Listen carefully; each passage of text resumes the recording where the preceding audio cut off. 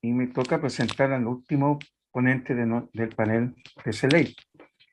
Se trata del candidato doctor Gil Ludwig Castro de Colombia. Es estudiante de la 7ª cohorte del doctorado en Ciencia de la Educación, Universidad Simón Bolívar. Es magíster en e-learning, Universidad Autónoma de Bucaramanga, Universidad Abierta de Cataluña, profesor de Tecnología e Informática del Departamento de Bolívar, Colombia, profesor de tiempo completo del Centro Virtual de la Universidad de Santander, profesor invitado de la Universidad de Cartagena y actualmente cursa su estancia doctoral en el Centro de Estudios Latinoamericano de Educación Inclusiva, CELEI Chile. Su ponencia se titula Nuevo rumbo para una educación inclusiva y los cambios en el entorno por la hipertecnología. Doctor Gil, tiene la palabra. Perfecto. Buenas tardes a todos los presentes. Para mí es un inmenso placer de estar compartiendo este escenario majestuoso para edificar conocimiento y sentar las bases de creación de otros mundos posibles, alterando lo conocido, como ya tanto nos ha precisado el doctor Aldo en sus distintas obras. Doy, digamos, las gracias al CELEI por, digamos, tener la oportunidad de estar en esta estancia de pasantía internacional, donde precisamente en este espacio surgió, digamos, una pregunta de cómo los cambios en el cambio, cómo los cambios en el entorno producido por la hipertecnología ha tocado la educación inclusiva.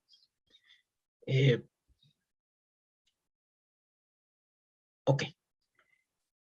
Y quiero iniciar aclarando, digamos, que en esta búsqueda de esta respuesta se ha precisado, y sobre todo hoy más que nunca, enfrentarnos a una realidad compleja y religada que sienta las bases en un mundo en caos y en constante cambio, producto de urgencia, de retos, de incertidumbre y de dificultades globales, eh, tales como normas descontextualizadas que en el caso de lo educativo apuntan a forjar una escuela disciplinada, obediente, homogénea, instrumentalizada, que muchas veces al ritmo de un pensamiento político en particular.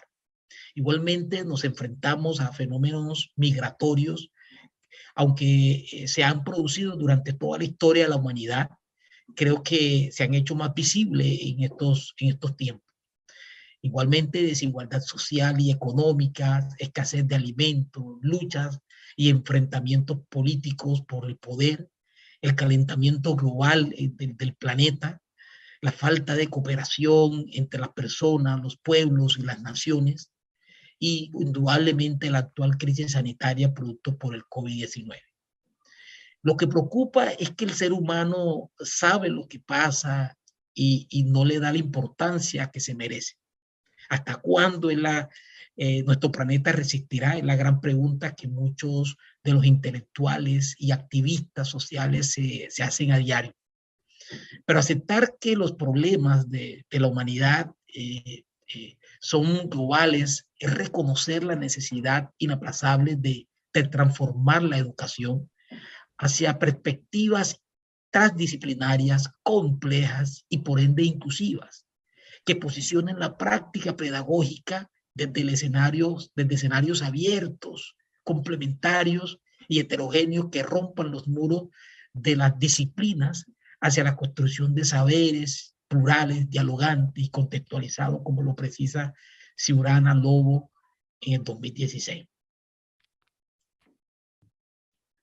Ahora bien, la presente crisis sanitaria por COVID-19 ha puesto contra la pared todos los sistemas educativos de las naciones en un hecho histórico sin precedentes. Esta emergencia ocasionó el cierre masivo de las actividades presenciales en las instituciones educativas. Según datos de la UNESCO, en el pico de la pandemia, el 91% de los estudiantes, es decir, más de 1.500 millones de educandos de todos los niveles del mundo, habían dejado de tener clases presenciales. Pero por otro lado, la situación que les tocó enfrentar a los docentes y a los estudiantes ha sido muy compleja y difícil para lograr continuar con el proceso de enseñanza-aprendizaje. Según datos de la Comisión Económica para América Latina y el Caribe, CEPAL, en su informe de agosto 2020, precisó que gran parte de los países establecieron formas de continuidad de los estudios en diversas modalidades, en donde prevaleció la educación, el aprendizaje virtual. Estrategia utilizada por la mayoría de los países de esta región del mundo. Pero también hay que reconocer el avance acelerado en un tiempo récord de la tecnología digital para el funcionamiento de la sociedad durante la crisis de la pandemia en diversos países, que dio un espaldarazo para la continuidad del aprendizaje en muchas escuelas alrededor del mundo. Las mejoras significativas en la infraestructura y conectividad, como la adquisición de numerosas familias en artefactos tecnológicos, tales como computadores, celulares, tabletas, entre otros. Este avance, y es aquí donde está, digamos, la cuestión de esta ponencia, este avance transformó el entorno tecnológico. Claro, ya venía sucediendo, pero en pandemia aceleró con mayor ahínco. La tecnología pasó de ser un instrumento, un artefacto, un dispositivo que se usa para realizar una actividad, a ser un medio que se desarrolla, en donde se desarrolla la actividad humana. Metatecnología o hipertecnología. La hipertecnología, la metatecnología cambió radicalmente las bases de la comunicación humana, las bases del trabajo humano, que ahora se puede trabajar colaborativamente con personas distantes, en lugares distintos. Por tanto, hoy entender el lugar nuevo que tiene la tecnología, masificando escenarios como la telemedicina, el teletrabajo, el bilearning, e-learning, mobilearning, u-learning, comercio electrónico. Y a partir de este entendimiento, podemos utilizar y desarrollar las habilidades a favor del ser humano, pero si no entendemos esto y creemos que estamos trabajando con un instrumento, con una técnica, con artefactos que hay que aprender a usar, seguimos siendo personas que están excluidas del proceso social. Aunque entendemos, aunque estemos dentro y que esto pasa constantemente ahora. Por tanto, encontramos tecnologías emergentes que proponen escenarios y prácticas innovadoras. La telepresencia desde el efecto del holograma, el aprendizaje inmersivo desde la realidad virtual, la experiencia 360, la realidad aumentada, como el aprendizaje personalizado desde la puesta de asistencia virtual y aprendizaje adaptativo. Por tanto, la tecnología en sí misma ha sufrido cambios significativos, como lo plantea el doctor Delgado Jesús en su artículo titulado Tecnología, Metatecnología y Educación, trayendo voces como la de Carl Micha en 1995, que a su vez retoma el concepto propuesto por Ernesto Maíz Vallenilla. Ellos plantean que la tecnología se viene transformando en un primer momento desde una fase técnica que se caracteriza por estar enredada, envuelta en el contexto de la vida, precisando y desarrollando habilidades para usar un instrumento para lograr los resultados, por ejemplo, como un hacha o un martillo. En una fase tecnológica que se despliega por el creciente descontextualización y deconstrucción de la unidad sociocultural y la diferenciación de grandes instituciones sociales como la ciencia, la religión, el arte, apareció el procedimiento. En este lugar el sujeto cambia un poco, pero se sigue utilizando la tecnología para lograr un resultado. En la fase metatecnológica llamada hipertecnología para este caso también, el despliegue de la infraestructura de las telecomunicaciones, la microelectrónica, la nanotecnología y la cultura asociada a ella, emprende un significado de la metatecnología como un desplazamiento del lugar que ocupa hoy la tecnología como instrumento o como proceso que se vincula en una actividad humana, a ser el medio donde se desarrolla y donde se ejerce la actividad que se despliega. Por tanto, se trata de un desplazamiento que conduce a un cambio cultural profundo. En un primer término, de la actividad humana y de los sujetos, y en un segundo término, de los sujetos involucrados en ello.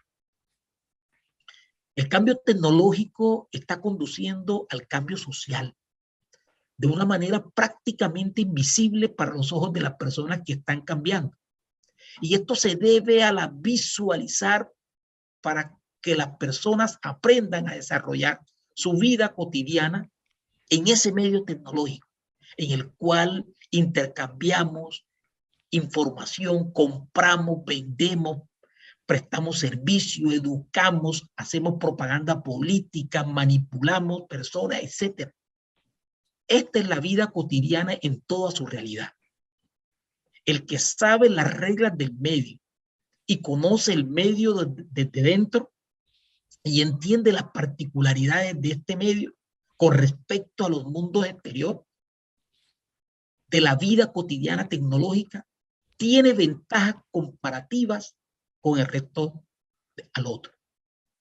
Ahora, hoy nos encontramos con estudiantes hipertecnológicos que invitan a pensar una nueva educación, con una nueva didáctica y unas nuevas prácticas imbricadas por esta, pero sobre todo que logren religar saberes y disciplinas por el reconocimiento de la multiplicidad de estilos de aprendizaje, por el mismo naturaleza singular del ser humano. Por tanto, hoy más que nunca, apuntalar por una educación inclusiva sería la gran apuesta de la escuela. Ahora, la hipertecnología, metatecnología, ¿está produciendo un cambio epistemológico? Esa es una pregunta que queda ahí en el tintero y que hoy de pronto no se tiene respuesta. Pero lo que sí es cierto es que se puede tener conectividad, se puede tener los dispositivos tecnológicos, pueden tener los conocimientos, pero si no se entiende que estamos frente a un nuevo medio donde se ejerce la actividad humana, de que no es una herramienta tecnológica, no basta solo con una habilidad o con cualificarse, sino entender la nueva matriz que nos plantea la metatecnología. Finalmente, reafirmar y apostar por elementos que configuran la educación inclusiva, señalado por el doctor Aldo Campo en su trabajo Epistemología de la Educación Inclusiva, que muestra una vía para comenzar a transformar el sistema educativo. Pensamos desde esta nueva matriz de cambio social que nos plantea la hipertecnología o la metatecnología.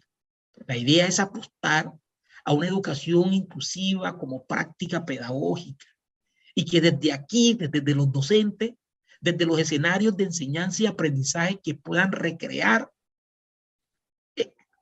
los docentes en la escuela, podamos dar frente a estos nuevos cambios que se avecinan.